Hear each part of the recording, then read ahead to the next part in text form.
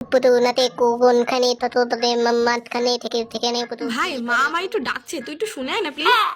কি হলো ওইভাবে তাকিয়ে আছিস কেন? যা না একটু। এই শুরু হলো, যাচ্ছি। পুতু নাতে কোনখানে শতলারে মাঝখানে সেখানে পুতু কি করে। ভাই আমার একটু হেডফোনটা এনে দে না সোনা ভাই, আমার দে না দে না।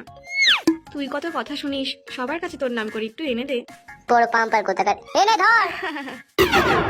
পুতু নাতে কোনখানে শত দলের মাঝখানে সেখানে পুতু। ভাই আমার ফোনটা একটু চার্জে বসে আয় না।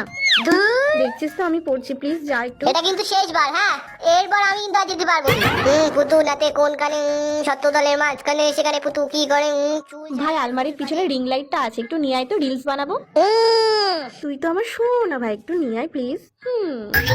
কই তাড়াতাড়ি নিয়ে আয়, তুই এত নড়তে চড়তে দেরি করিস না, ভালো লাগে না। কি ব্যাপার, আমার কথা না শুনে তুই ওখানে চলে গেছিস যে? কথা কানে যায় না নাকি? টপ, একদম টপ।